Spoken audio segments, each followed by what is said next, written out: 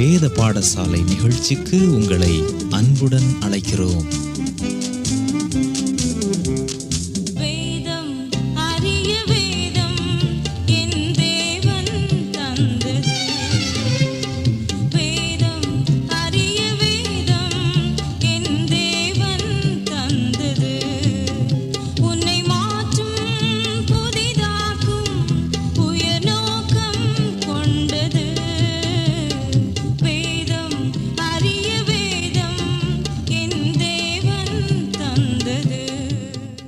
கிறிஸ்துவுக்குள் பிரியமானவர்களே, வேத பாடசாலை நிகழ்ச்சிக்கு உங்களை அன்புடன் வரவேற்கிறோம். 4 நற்செய்தி நூல்களையும் சுருக்கமாக அறிந்து கொண்ட நாம் இன்று முதல் புதிய ஏற்பாட்டின் 5வது புத்தகமாகிய அப்போஸ்தலருடைய நடபடிகளை கற்றுக்கொள்வோம். நற்செய்தி நூல்கள் எந்த செய்தியுடன் முடிவடைகிறதோ அதே செய்தியை கொண்டு அப்போஸ்தலருடைய நடபடிகள் ஆரம்பமாகிறது. நாம் அறிந்த வண்ணம் நற்செய்தி நூல்கள் பிரதான கட்டளையுடன் முடிவடைகிறது. இந்த பிரதான கட்டளையானது அப்போஸ்தலருடைய நடபடிகள் 1ஆம் அதிகாரம் 7 மற்றும் 8 வசனங்களில் இடம்பெறுகிறது. கவனியுங்கள். அதற்கு இயேசு, பிதாவானவர் தம்முடைய ஆதீனத்திலே வைத்திருக்கிற காலங்களையும் வேளைகளையும் அறிகிறது உங்களுக்கு அடுத்ததல்ல. பரிசுத்த ஆவி உங்களிடத்தில் வரும்போது நீங்கள் பலனடைந்து எருசலேமிலும் யூதேயா முழுவதிலும் சமாரியாவிலும் பூமியின் கடைசி பரியந்தமும் எனக்கு சாட்சிகளாய் இருப்பீர்கள் என்றார். இது இயேசுவால் சீசர்களுக்கு கொடுக்கப்பட்ட பிரதான கட்டளையாகும். அப்போஸ்தலருடைய நடபடிகள் புத்தகம் ஆரம்ப கிறிஸ்தவ மக்களின் வரலாற்றை நமக்கு சொல்லுகிறது. இந்த புத்தகம் நற்செய்தி நூல்களையும் நிருபங்களையும் இணைக்கக்கூடிய பாலமாயிருக்கிறது. ஒருவேளை இந்த புத்தகம் நம்மிடம் இராவிட்டால் பவுல் யார் என்றும் யாருக்காக அவர் கடிதங்களை எழுதினார் என்றும் ஆதி திருச்சபைகள் எவ்விதம் நிறுவப்பட்டன என்றும் நமக்கு தெரிந்திருக்க வாய்ப்பில்லை. 4 நற்செய்தி நூல்களும் வரலாற்றில் வாழ்ந்த இயேசுவின் வாழ்க்கை சரித்திரத்தை கூறுவதால் புதிய ஏற்பாட்டின் முதல் 5 புத்தகங்களும் வரலாற்று புத்தகங்கள் என்று அழைக்கப்பட வேண்டும் என்று சிலர் கூறுகின்றனர். ஆனால் அப்போஸ்தலர் நடபடிகள் புத்தகம் மட்டுமே வரலாற்று புத்தகமாக கருதப்படுகிறது. காரணம், அப்போஸ்தலர் நடபடிகளில் ஆதி திருச்சபையின் வரலாற்று குறிப்புகள் மத்தேயு, மார்க்கு, லூக்கா, யோவான் ஆகியோரின் புத்தகங்களை காட்டிலும் விசேஷித்த முறையில் வரலாற்று தன்மை பெற்றிருக்கிறது. இந்த உண்மைக்கு அப்போஸ்தலர் நடபடிகள் 1 அதிகாரம் முதல் 2 வசனங்கள் ஆதாரமாக இருக்கிறது. தேயப்பிலுவே இயேசுவானவர் தாம் தெரிந்து கொண்ட அப்போஸ்தலருக்கு பரிசுத்த ஆவினாலே கட்டளையிட்ட பின்பு அவர் எடுத்துக்கொள்ளப்பட்ட நாள் வரைக்கும் செய்யவும் உபதேசிக்கவும் தொடங்கின எல்லாவற்றையும் குறித்து இந்த முதல் புத்தகத்திலே எழுதுகிறேன் என்று வாசிக்கிறோம். முதல் வசனத்தை வாசிக்கும் போதே இந்த புத்தகத்தை எழுதியவர் யார் என்பது தெளிவாகிறது. லூக்கா நற்செய்தி நூலை எழுதியவரே இந்த புத்தகத்தையும் எழுதுகிறார். 3ஆம் நற்செய்தி நூலைப் போல இந்த புத்தகமும் தேயப்பிலுவு என்ற மனிதருக்கு எழுதப்பட்டுள்ளது. தேயப்பிலுவு என்றால் தேவனை நேசிக்கக்கூடியவன் அல்லது தேவனை நேசிப்பவன் என்பது பொருள். தேயப்பிலுவு என்ற தனி மனிதனின் மேல் அக்கறை கொண்டு அவனுக்காகவே 3வது நற்செய்தி நூலை மருத்துவரான லூக்கா எழுதுகிறார். இது லூக்காவிடம் காணப்பட்ட சிறந்த குணமாகும். தம்முடைய நூலின் மூலம் அந்த தனி மனிதன் எழுதப்பட்டவைகளை சரியாகவும் தெளிவாகவும் புரிந்து கொள்ள வேண்டும் என்று அவர் எண்ணினார். ஆகவே வரலாற்று ஆசிரியரான லூக்கா இயேசுவின் முழுமையான வரலாற்று சம்பவங்களை அநேகரிடம் கேட்டறிந்து அவைகளை வரிசைப்படுத்தி தேயப்பிலுவுக்காக 3வது நற்செய்தி நூலை எழுதினார். நற்செய்தி நூல் மட்டுமல்லாது இந்த தேயப்பிலுவுக்காக அப்போஸ்தலருடைய நடபடிகள் புத்தகத்தையும் அவர் எழுதுகிறார்.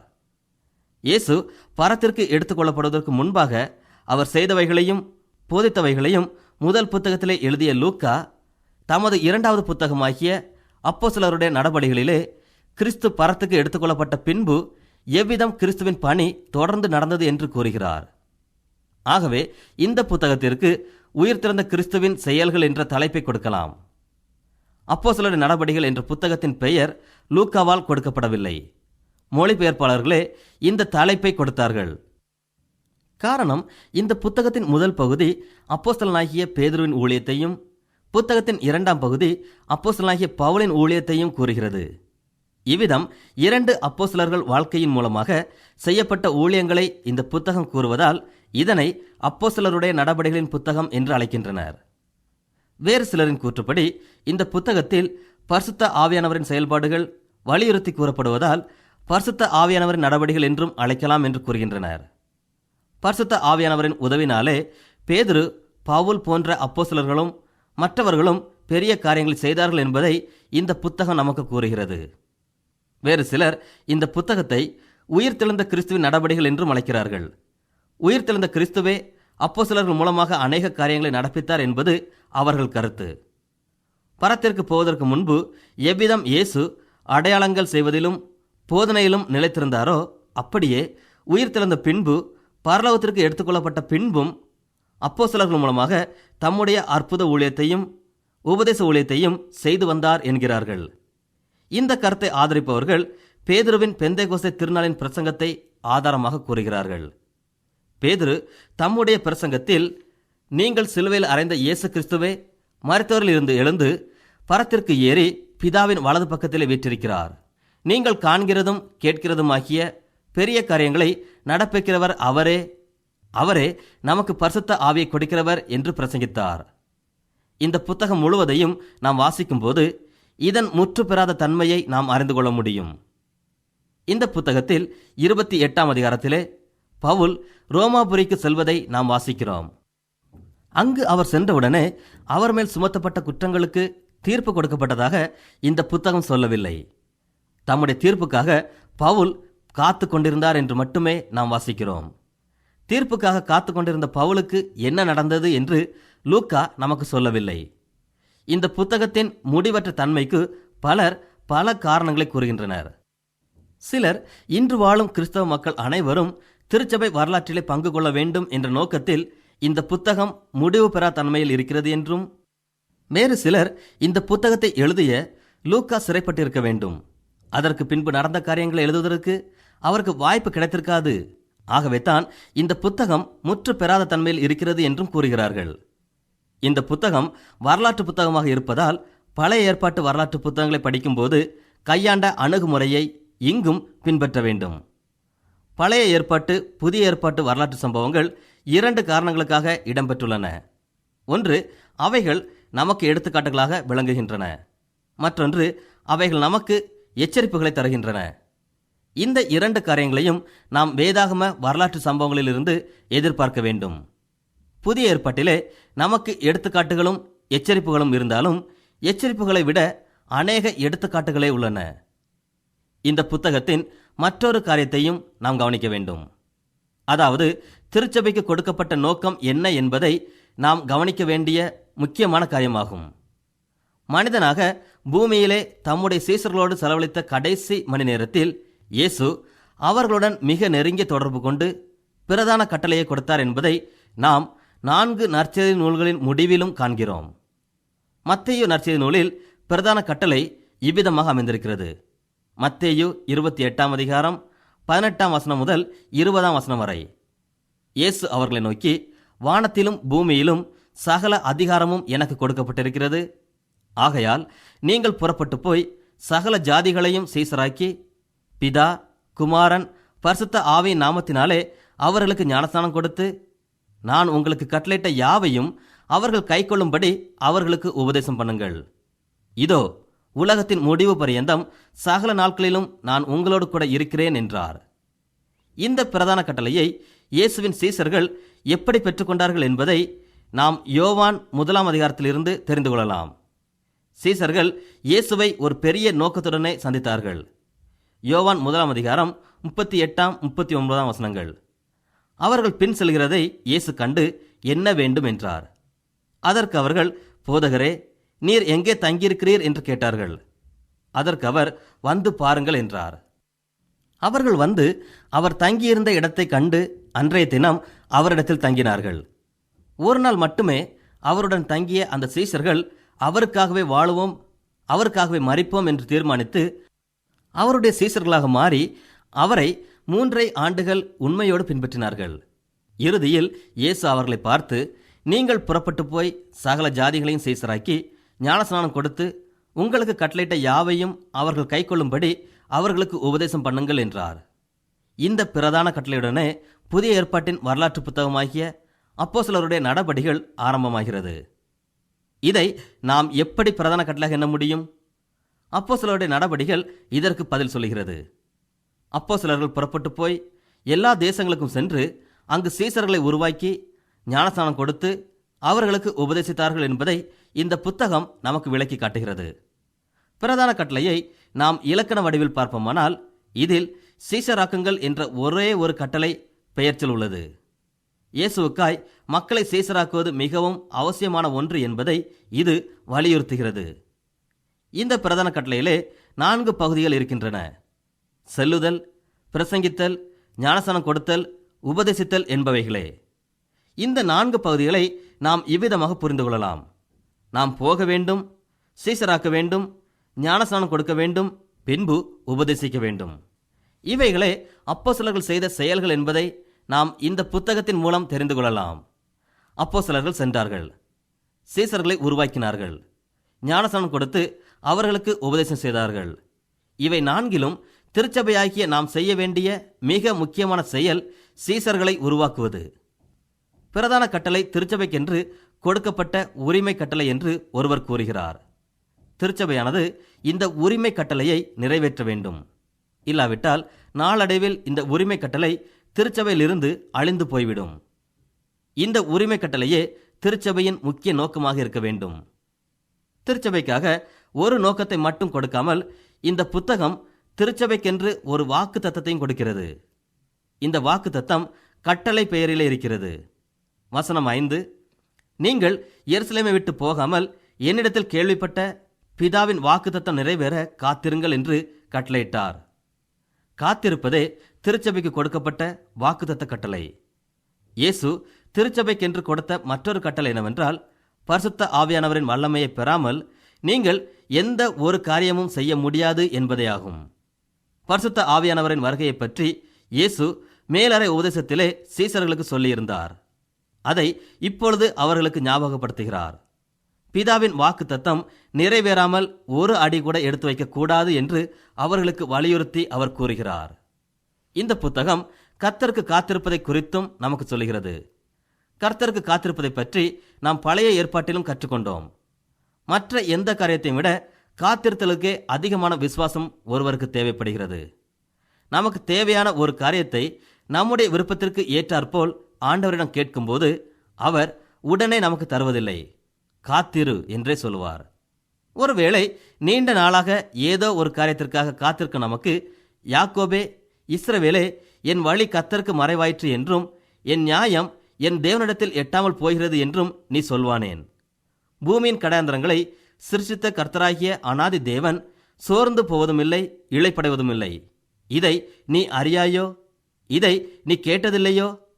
அவருடைய புத்தி ஆராய்ந்து முடியாதது. கர்த்தருக்கு காத்திருக்கிறவர்களோ புது பலன் அடைந்து கழுகுகளைப் போல செட்டைகளை அடித்து எழும்புவார்கள். அவர்கள் ஓடினாலும் இளைப்படையார்கள், நடந்தாலும் சோர்ந்து போகார்கள் என்று வேதாகமும் கூறுகிறது. அன்பானவர்களே, நம்மிடம் காத்திருக்கும் அனுபவம் உண்டா? எந்த ஒரு காரியத்தையும் செய்வதற்கு முன்பு தேவனுடைய பிரசனத்தில் நாம் காத்திருக்கிறோமா? அல்லது நம்மிடம் இருக்கும் பலத்தினால் நாம் யாவற்றையும் செய்ய முயற்சிக்கிறோமா? தேவனுடைய பணியை நம்முடைய சொந்த பலனால் செய்ய தீர்மானித்தால் தோல்வியை சந்திக்க நேரிடும். ஆகவே நாம் ஆவியானவரின் ஆலோசனைப்படி அவர் நமக்கு கொடுக்கும் பலத்தால் காரியங்களை செய்யும்போது ஜெயம் கிடைக்கும். தேவனுடைய பிரதான வேலையை செய்வதற்கு முன்பாக பரிசுத்த ஆவியானவருக்காக நாம் காத்திருக்க வேண்டும். காத்திருக்கும் போது மட்டுமே கழுகுகளைப் போல நாம் செட்டைகள் அடித்து பறக்க முடியும். ஆக அப்போஸ்தலருடைய நடபடிகள் 1 அதிகாரம் நமக்கு சொல்லுகிற ஒரு முக்கிய செய்தி காத்திருக்க வேண்டும் என்பதே ஆகும். நாம் இந்த புத்தகத்தின் 2ஆம் அதிகாரத்தை படிக்கும்போது திருச்சபைக்கு கொடுக்கப்பட்ட வல்லமையை குறித்து அறிந்து கொள்ள முடியும். திருச்சபை வரலாற்றிலும் தேவ மக்களின் வரலாற்றிலும் பெந்தேகோஸ்தே திருநாள் மிக முக்கியம் வாய்ந்த நாட்களுள் ஒன்றாகும். ஆதியாகமம் தொடங்கி வெளிப்படுத்தின விசேஷம் வரை நாம் ஆராய்ந்து பார்க்கும்போது அநேக முக்கியமான நிகழ்ச்சிகளை நம்மால் கண்டுபிடிக்க முடியும். சிருஷ்டிப்பு, தேவன் மனிதனாகுதல் போன்றவை இதற்கான எடுத்துக்காட்டுகள் ஆகும். 2ஆம் அதிகாரத்திலே நாம் மற்றொரு முக்கியமான சம்பவத்தை வாசிக்கிறோம். இந்த சம்பவம் பெந்தேகோஸ்தே திருநாள் அன்று பரிசுத்த ஆவியானவரின் வருகை பற்றி கூறுகிறது. தேவனுடைய பணியை நம்முடைய சொந்த பலத்தினால் செய்ய முடியாது. தேவனுடைய பணியை செய்வதற்கு நமக்கு தேவ பலன் மிகவும் அவசியம். திருச்சபைக்கு கொடுக்கப்பட்ட நோக்கத்தை பரிசுத்த ஆவியானவரின் பலனின்றி திருச்சபையால் செய்யவும் முடியாது. மேலும் அது நிறைவேற்ற முடியாத பகல் கனவாகிவிடும். திருச்சபைக்கு கொடுக்கப்பட்ட நோக்கத்தை நிறைவேற்ற பெந்தேகோஸ்தே திருநாள் நியமிக்கப்பட்ட நாளாகும். இயேசு பரத்திற்கு எடுத்துக்கொள்ளப்படும் போது எருசலேமிலே இயேசுவின் பேரிலே மிக சிறிய குழுவாக இருந்த மக்கள் எவ்வாறு ரோம சாம்ராஜ்யம் முழுவதும் பரவி வாழ்ந்தார்கள்? எருசலேமில் இருந்த சிறிய திருச்சபையானது எவ்விதம் கிரேக்க ஐரோப்பிய நாடுகளில் பரவியது என்பதை பற்றி அறிந்து கொள்ள சில வேத அறிஞர்கள் ஒரு ஆய்வை மேற்கொண்டார்கள். அவர்கள் ஆராய்ச்சியில் கண்டுகொண்ட முடிவு என்ன தெரியுமா? பரிசுத்த ஆவியானவரின் வல்லமை பெற்றது நிமித்தமாகவே சிறிய குழுவாக இருந்த மக்கள் கிரேக்க ரோம பிராந்தியங்களில் பரவி தங்கள் வாழ்க்கையில் கிறிஸ்துவை காட்டினார்கள் என்பதே அவர்கள் ஆய்வின் முடிவு. திருச்சபை வரலாற்று மூலமாக நாம் அறிந்து கொள்ள வேண்டிய ஒரு முக்கிய செய்தி, பரிசுத்த ஆவியானவரின் வல்லமையை புரிந்து கொள்ளாமல் பெற்றுக்கொள்ளாமல் திருச்சபை நோக்கத்தை நாம் நிறைவேற்றவும் முடியாது, திருச்சபைக்கு கொடுக்கப்பட்ட கட்டளையை நாம் நடைமுறைப்படுத்தவும் முடியாது என்பதேயாகும். தனிப்பட்ட வாழ்க்கையிலும் பெந்தேகோஸ்தே திருநாளின் அனுபவத்தை நாம் பெறாமல் கிறிஸ்துவுக்காக சீசர்களை உருவாக்க நாம் விரும்புவோமேயானால் நமது முயற்சி வீணாக போய்விடும். ஆகவே நமது தனிப்பட்ட வாழ்க்கையில் பெந்தேகோஸ்தே திருநாளின் அனுபவம் மிக அவசியம். தனிப்பட்ட வாழ்க்கையிலும் திருச்சபை வாழ்க்கையிலும் பரிசுத்த ஆவியானவரின் வல்லமை மிக தேவையானது என்பதை அறிந்த நாம் இந்த புத்தகத்தில் கூறப்பட்டுள்ள திருச்சபையின் செயல்பாடுகளை பற்றி சற்று சிந்திப்போம். ஆதி திருச்சபையின் செயல்பாடுகள் உலகத்தையே பிரமிக்க வைத்தது. ரோம பேரரசும் யூத சமய தலைவர்களும் ஆதி திருச்சபையின் செயல்பாட்டை எவ்விதத்திலும் மறுக்கவும் முடியாது. அவைகளை அவர்களால் விவரிக்கவும் முடியாது. இயேசு கிறிஸ்து தம்முடைய போதனைகள் அனைத்திலும், விசேஷமாக மலை பிரசங்கத்திலும் தனிப்பட்ட மனிதனின் செயல்களையே முக்கியப்படுத்தி பேசினாரே தவிர அவர்களின் தகுதிகளை முக்கியப்படுத்தி பேசவில்லை. நம்மிடம் இருக்கும் மதிப்புகள் அல்ல, செயல்பாடுகளே முக்கியம். நாம் அநேக காரியங்களை வாயின் சொற்களால் பேசிவிடலாம். ஆனால் நம்முடைய செயல்களில் அவைகள் வெளிப்பட வேண்டும். இவைகளை இயேசு அப்போஸ்தலருக்கு போதித்தார். இயேசுவின் போதனைக்கு ஏற்றவாறு அப்போஸ்தலரின் வாழ்க்கையும் அமைந்திருந்தது. ஆகவேதான் ஆதி திருச்சபையின் செயல்பாட்டினால் உலகமே வியந்து நின்றது. திருச்சபையின் செயல்பாட்டிலே அப்போஸ்தலர்களின் பிரசங்கம் மிக முக்கியத்துவம் வாய்ந்ததாக இருக்கிறது. அப்போஸ்தலரின் நடபடிகள் புத்தகத்திலே நாம் அநேக சிறப்பான பிரசங்களை காண முடியும். பெந்தேகோஸ்தே தினத்தன்று இச்சிறப்பான பிரசங்கங்கள் ஆரம்பமானது. மேலும் பெந்தேகோஸ்தே திருநாள் அன்று அற்புதங்களும் அடையாளங்களும் நடந்தது. இவை இயற்கைக்கும் அப்பாற்பட்டதாய் காணப்பட்டது.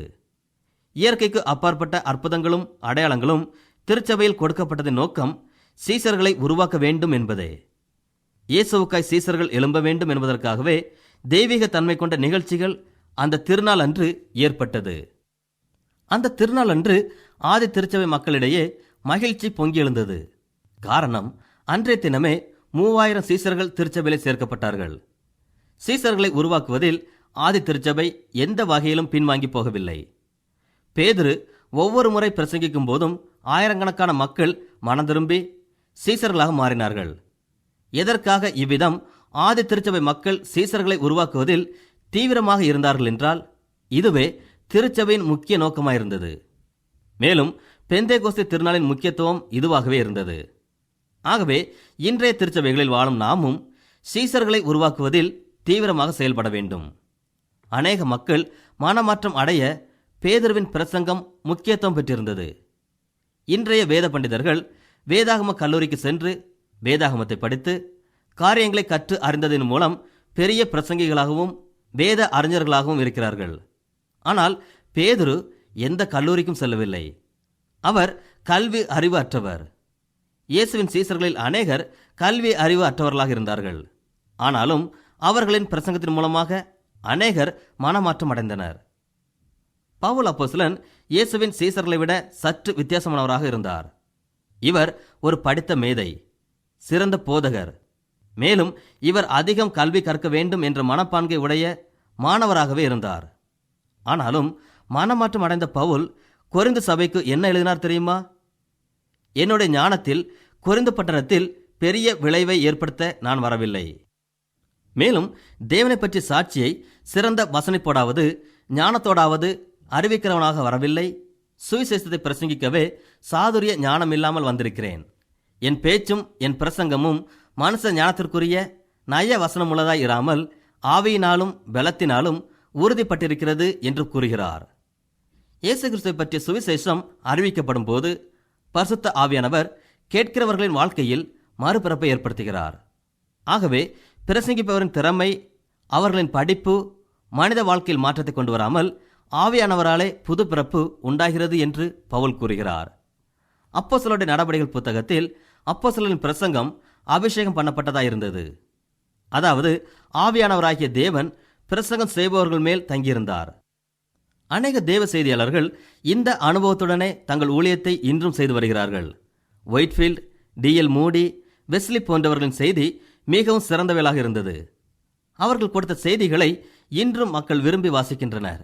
இதற்கு காரணம் அவர்களுடைய செய்திகள் பரிசுத்த ஆவியானவரின் வல்லமையால் நிறைந்து காணப்படுகிறது.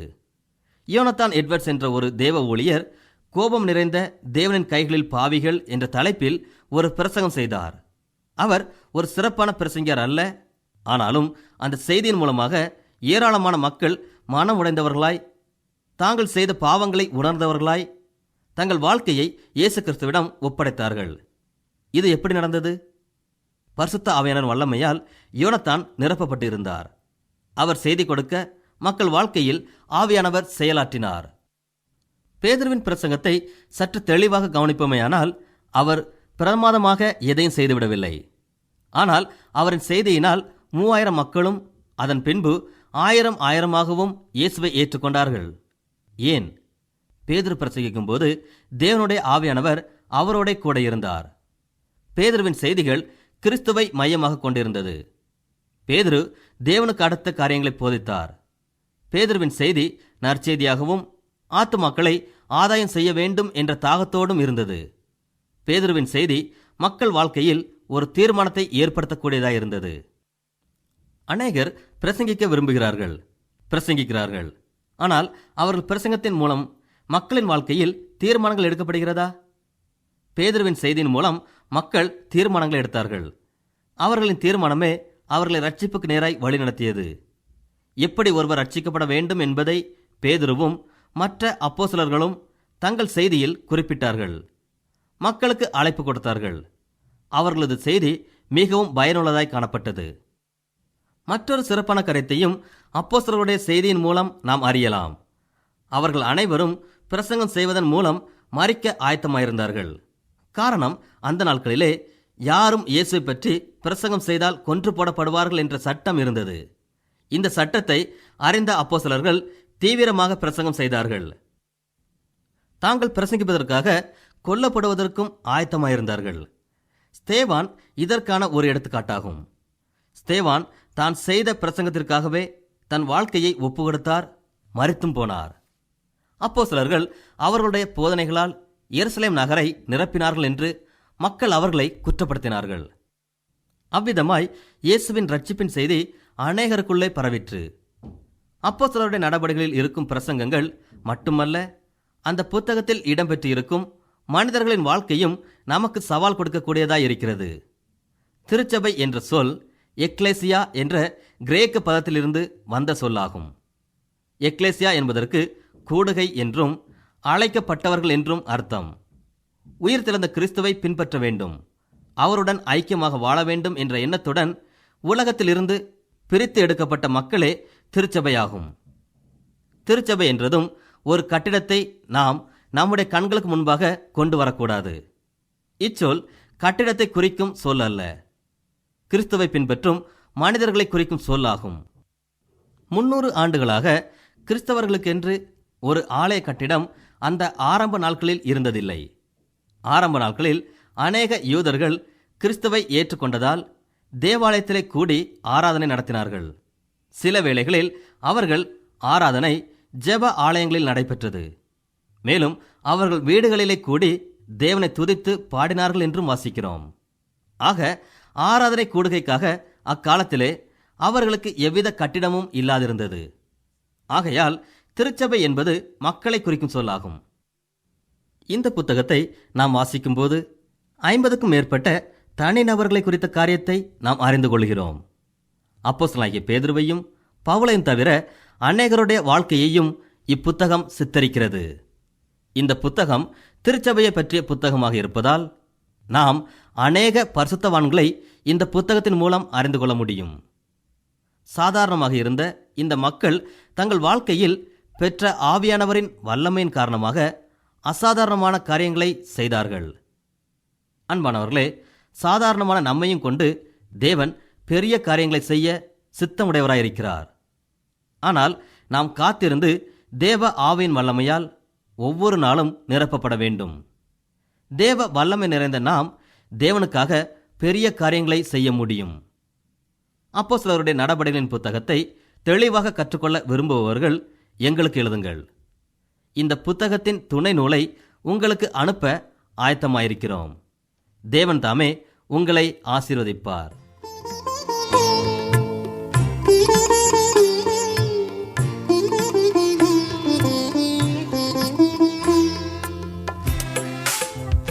இந்நிகழ்ச்சி உங்களுக்கு ஆசீர்வாதமாக இருந்திருக்கும் என்று நம்புகிறோம். எங்கள் முகவரி: வேத பாடசாலை, தபால் பெட்டி எண் 34, திருநெல்வேலி 2, தமிழ்நாடு. மீண்டும் கூறுகிறோம், வேத பாடசாலை, தபால் பெட்டி எண் 34, திருநெல்வேலி 2, தமிழ்நாடு.